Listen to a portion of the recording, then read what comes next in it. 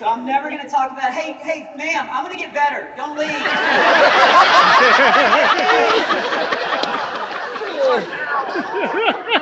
That's like my whole high school career. Girls just walking away. I almost said bye. I love you. That's a bad habit in my family. Again, I value it because we love each other and we're not embarrassed about it. But a bad part is every time we get off the phone, we say bye, I love you so much that it's such a habit. Like now, I've said it to my mechanic.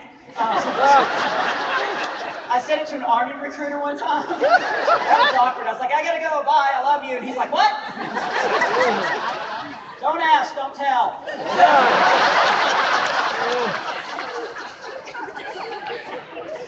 Sometimes you get really funny responses, though. I was talking to the guy who I was just honored to talk to, and I was like nervous, and he was asking me to be a part of an event. And I was like, man, I would love that. Okay, I'll call you with my flight. Okay, bye. I love you. And I was like, oh, why did I do that? And without missing a beat, this guy was like, oh, ta-ta, sugar booger. Then I was like, I don't even know if I want to meet this weirdo now. But Dan Patrick turned out to be awesome.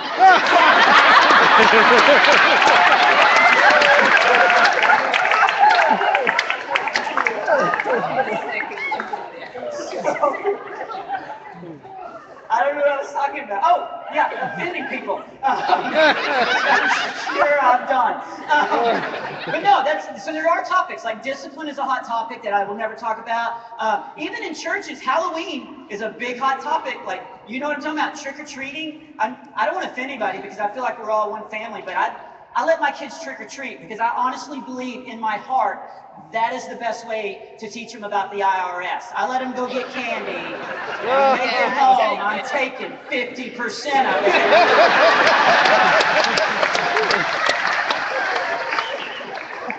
You won the lottery? In the last couple of years, I've taken 60. So, my kids are okay with it. I promise them free health care.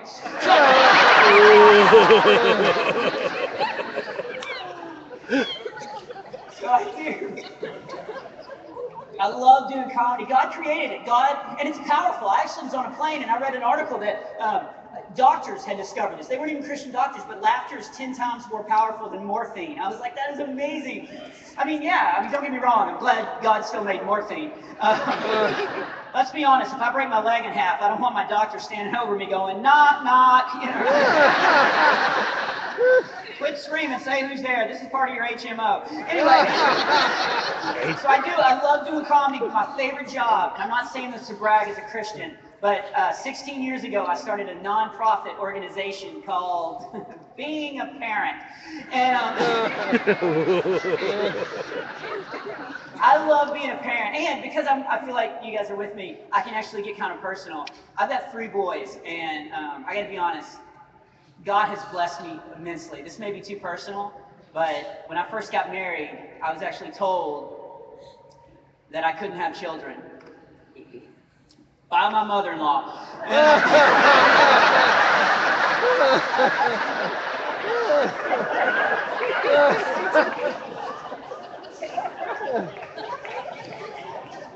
She thought she was in charge.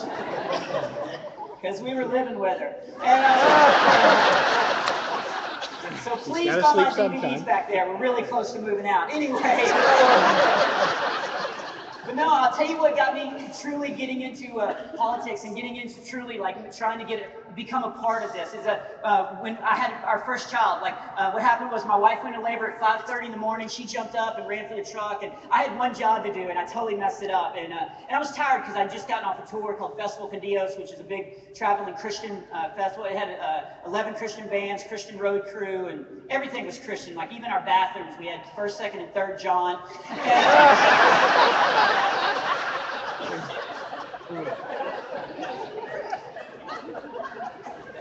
And so I was tired, but she went into labor at 5:30 in the morning, and I had one job. I was supposed to call the hospital and tell them we were coming, but I was tired. And they asked me a weird question. I was like, "We're bringing Wendy Smiley. She's gonna have a baby. She's gonna have a baby." And they were like, "Calm down. Is this her first baby?" And I was like, "No, this is her husband."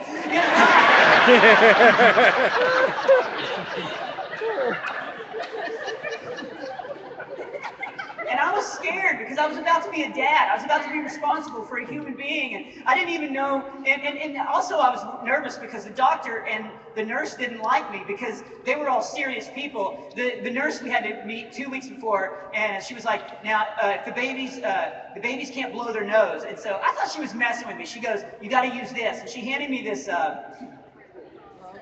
This turkey baster bowl thing. I was like, what is this? Like, I honestly thought she was messing with me. She goes, you put it in your son's nose and you go like that. And I was like, yeah, then what happens? His head caves in? I don't think so. Because doesn't that make sense? Like, no! Now he's going to be a Democrat. Suck all his brains out.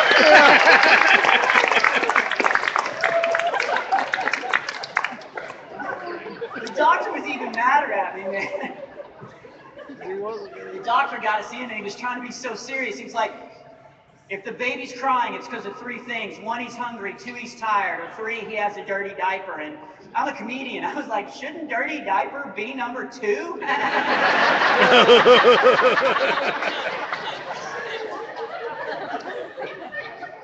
He didn't even laugh. He just turned to my wife and gave her a pamphlet on single parenting.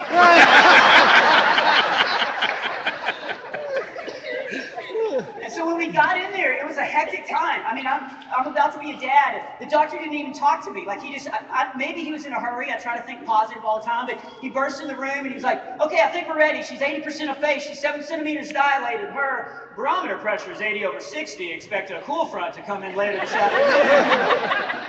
Followed by high gust of wind, brought on by her mother. You can laugh at that, come on. She's not here. But what I'm telling you, and if you're a parent, you know what I'm talking about. There's that moment where all of a sudden you realize your life is going to radically change. And I didn't even know what kids look like when they're born. I thought they were pink and cuddly like you see on TV. They're goopy. Why wouldn't you tell me that? I'm on the video going, okay, here it comes. It's a grub worm. Oh.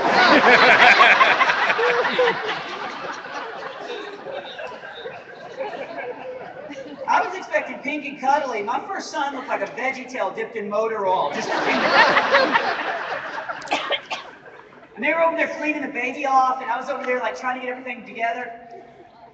And I'll never forget this. I felt a tap on my shoulder, and they turned around and they go, Mr. Smiley, here's your son. And I don't know why, but I'd never held a baby before. Like, and it just dawned on me at that moment. I'd never held, you guys have probably figured out why. Not a lot of women have been like, here, hold my kid. And I put my son, like I put my arms out, and they set my son down in my arms. And all of a sudden, I'll never forget this, guys. He looked up at me, he took his newborn hand, and he just reached up and he caressed my face, like that. And my heart instantly fell in love with my son. And I came to make you laugh. But I want to tell you why I'm here. I'm here because when I held my son that day, I realized I got to get in the game. If I want my kids to grow up in the greatest country in the world, I got to be invested, and I got to be a part of keeping this country the best country in this, like in the world. And it is. So I love it. I love it. My kids are active. They're active in their schools with, with the elections and stuff. And my kid, oh, that's another question I get. Are your kids funny? And my 2 oldest are pretty funny. My third one is the funniest. And maybe it's because of the way he was born. I don't know where all you guys are from, but I live just north of Houston, and I'd read an article that it was better to have the baby underwater. Yes, so we did that, and man, don't do that. No, seriously, turns out not everybody at that YMCA had read that.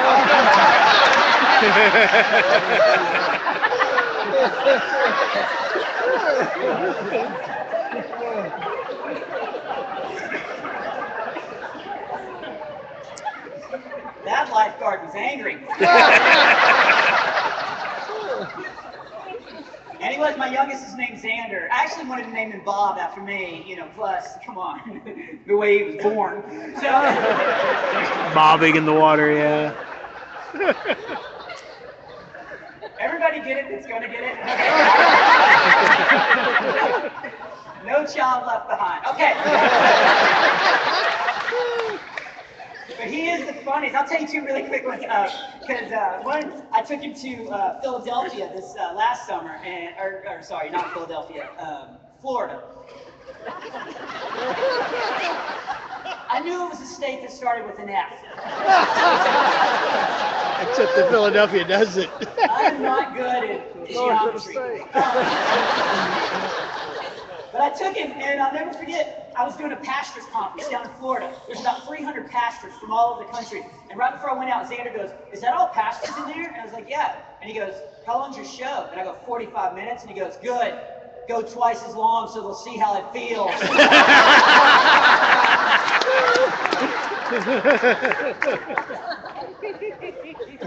But the funniest thing he ever said is he came downstairs one day, and I work with an organization called Compassion International. I've been to third world countries like with, starving kids. I mean, it's an amazing organization. And he came downstairs, and I just got back from a mission trip, and he was like, "I'm starving," and I saw a teaching moment, and I was like, "Xander, believe me, you are so blessed to live in this country. You are not starving." And he goes, "I'm so hungry, I'm tooting fresh air."